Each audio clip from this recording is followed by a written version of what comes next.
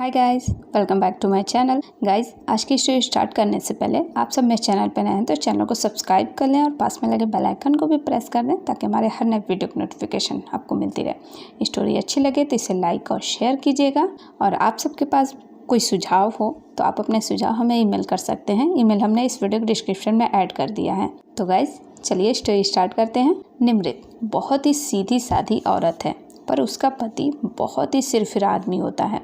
पर निमृत अपने सिरफिरे पति से बेहद प्यार करती है। एक बार दोनों शहर जा रहे थे कि तभी उन्हें एक पार्क दिखता है। तब निमृत का पति भुवन वहाँ गाड़ी रोकता है। वो लोग वहाँ कुछ देर आराम करने के लिए रुकते हैं।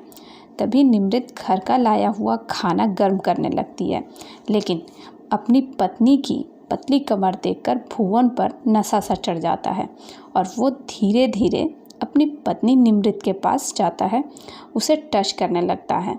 तब निमृत उसे रोकती है, पर अब भुवन कंट्रोल से बाहर हो गया था। वहाँ पर बहुत से लोग मौजूद थे, पर भुवन को किसी की परवाह नहीं थी। वो बस अपनी हवस की इच्छा पूरी करना चाहता था। फिर भुवन वहीं सबके सामने ही निमृत के साथ इंटीमेट होने लगता है। इसके बाद दोनों वहाँ से निकलते हैं। तभी निमृत को रास्ते पर कुछ दिखता है और वो घबरा कर गाड़ी रोकती है। जब वो बाहर देखती है तो रास्ते के बीच में एक लड़का बैठा होता है। उस लड़के का नाम राज होता है। उसके बाद भुवन गाड़ी से बाहर निकलता है और राज को सड़क के बीच में से किनारे कर देता है। तभी राज उससे कहता है कि मैं दूसरे शहर जा रहा हूँ, मुझे लिफ्ट चाहिए, मैं तुम्हें पैसे भी दूंगा। पैसे की बात सुनकर भुवन राज को लिफ्ट दे देता है। इसके बाद राज अपना सामान गाड़ी में रखता है और गाड़ी आगे बढ़ती है। भुवन गाड़ी के आगे चुपचाप बैठा था। निमृत गाड़ी चला रही थी और गाड़ी में राज पीछे बैठकर बस निमृत को देखे जा रहा था। फिर राज भुवन से बातें करना शुरू करता है और बातों ही बातों में कहता है कि अगर तुम अपनी पत्नी के साथ मुझे सोने दो तो मैं तुम्हें बहुत पैसे दूंगा। राज की ये बात सुनकर भुवन का दिमाग घूम जाता है और वो गाड़ी को एक साइड ले जाकर रोकने को कहता है। फिर राज को गाड़ी से उतार कर उसे बहुत मारता है। फिर गाड़ी में से उसका सामान भी फेंक देता है। इसके बाद जैसे ही भुवन अपनी गाड़ी की ओर बढ़ता है तो निमृत उसके पीछे का नज़ारा देखकर शॉक्ड हो जाती है, क्योंकि भुवन के पीछे राज बंदूक लेकर खड़ा होता है। उसी टाइम गाड़ी की रेडियो पर न्यूज़ आता है कि कल एक सरकारी हॉस्पिटल से एक सिरफिरा लड़का भाग गया था। वो बहुत खतरनाक है, उसने कई लोगों का खून किया है। रेडियो पर न्यूज़ सुनकर निमृत बहुत डर जाती है। तभी राज बताता है कि वो सिरफिरा लड़का मैं ही हूँ। राज हमेशा अपने सामान में गन छुपा कर रखता था और जब भुवन ने राज का सामान गाड़ी से बाहर फेंका था तभी वो गन राज के हाथ लगी। अब गाड़ी फिर पहले जैसी चलती है। निमृत गाड़ी चला रही थी। भुवन गाड़ी के आगे चुपचाप बैठा था और राज गाड़ी के पीछे वाली सीट पर बंदूक लेकर बैठा था। राज के हाथ में गन थी। वहीं दूसरी तरफ पुलिस अफसर राज का स्केच लेकर लोगों को दिखा रहा था ताकि लोग उसे पकड़वाने में उसकी मदद कर सकें। रास्ते पर ही पुलिस वाला एक औरत को राज का स्केच दिखा रहा था। तभी उसे निमृत की गाड़ी आते हुए दिखती है। वो पुलिस वाला गाड़ी रोकता है और भुवन से पूछता है कि कहाँ जा रहे हो। तब भुवन बताता है कि हम दूसरे शहर जा रहे हैं, ये मेरा दोस्त है जो बहुत बीमार है। फिर पुलिस वाला उन लोगों को जाने देता है।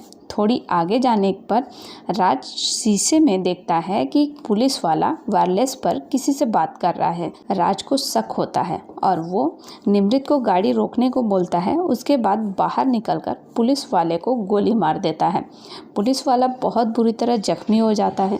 तभी वो औरत भी अपने घर से बाहर चेक करने के लिए आ जाती है और पुलिस वाले को जख्मी देखकर वहीं गिर जाती है। तभी भुवन दौड़कर पुलिस वाले के पास जाता है, पर तुरंत ही राज पुलिस वाले की गन निकालकर भुवन का हाथ पुलिस वाले के सीने पर रखकर गोली चला देता है, जिससे भुवन का हाथ बहुत बुरी तरह जख्मी हो जाता है और पुलिस वाला भी मर जाता है।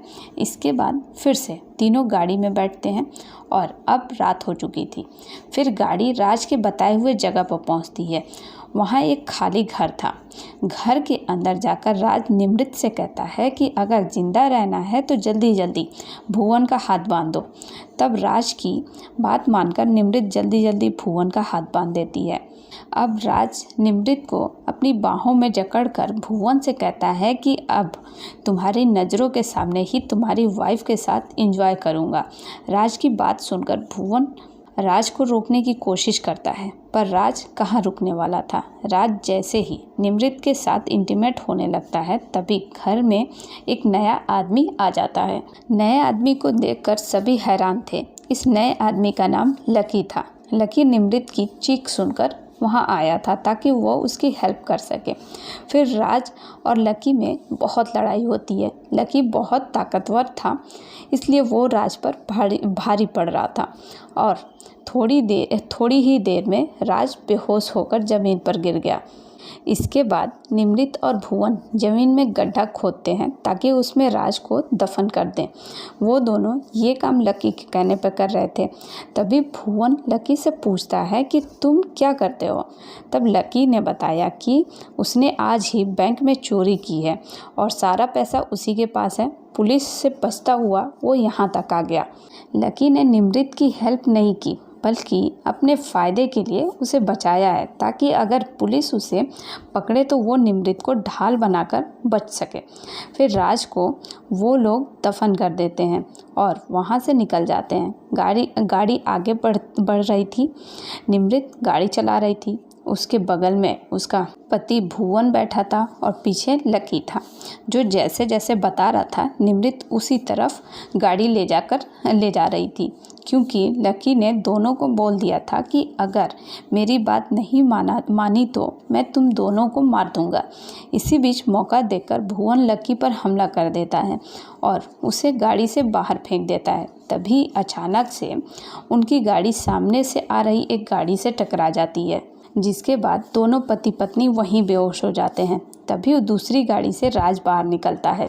राज किसी तरह उस गड्ढे से निकल गया था और वो देखता है कि निमृत और भुवन बेहोश हैं और वहीं थोड़ी दूर पर लकी भी घायल था और दर्द से करा रहा था।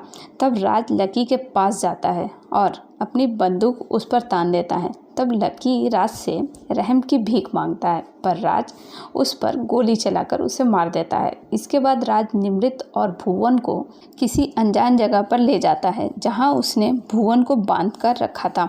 होश में आने के बाद भुवन देखता है कि राज उसकी पत्नी के शरीर को जगह जगह टच कर रहा है, जबकि निमृत बेहोश थी। राज ने निमृत के सारे कपड़े उतार दिए थे। तब भुवन राज को रुकने को कहता है, तो राज कहता है कि तुम दोनों ने मुझे दफनाने की कोशिश की है, इसलिए सबसे पहले मैं तेरी बीवी के साथ सोऊंगा, उसके बाद तुम दोनों को मार दूंगा। राज की आवाज़ सुनकर निमृत भी होश में आ जाती है और राज से रहम की भीख मांगती है, पर राज उसकी एक नहीं सुनता है और निमृत के साथ इंटीमेट होने लगता है भुवन के सामने ही। भुवन को ये सब देखकर बहुत गुस्सा आता है। फिर कुछ देर बाद राज बैठकर आराम कर रहा होता है, तो दूसरी तरफ भुवन अपनी रस्सी खोलने की कोशिश कर रहा था। तभी राज आता है भुवन को मारने के लिए, पर जैसे ही वो उसे मारने जाता है भुवन उल्टा राज पर ही वार कर देता है। इसके बाद दोनों में बहुत लड़ाई होती है। तभी राज की गन दूर जाकर गिर जाती है, पर राज अभी भी भुवन पर भारी पड़ रहा था और राज जैसे ही चाकू से भुवन को मारने जाता है तभी एक गोली राज के सर में जाकर लगती है। ये गोली निमृत ने चलाई थी। इसके बाद फिर गाड़ी अपने रास्ते पर चलती है। इस बार भी गाड़ी निमृत चला रही थी और बगल में उसका जख्मी पति भुवन बैठा होता है। निमृत को लग रहा था कि अब उसका पति उससे और भी ज़्यादा प्यार करेगा, क्योंकि उसने आज उसकी जान बचाई है। उन दोनों के रिश्ते में सुधार होगा, लेकिन सिरफिरा भुवन अभी भी नहीं बदला था। वो अभी भी अपनी पत्नी को पहले की तरह ही मारता है और बेवजह निमृत से गाड़ी में लड़ता है कि तभी गाड़ी जाकर एक पेड़ से टकरा जाती है और भुवन और भी ज़्यादा जख्मी हो जाता है। भुवन को तुरंत हेल्प की ज़रूरत थी, पर निमृत ने इस बार अपने पति की हेल्प ना करने का मन बना लिया था और कुछ ही देर में भुवन गाड़ी में ही दम तोड़ देता है। अब निमृत पैदल ही आगे बढ़ने लगती है।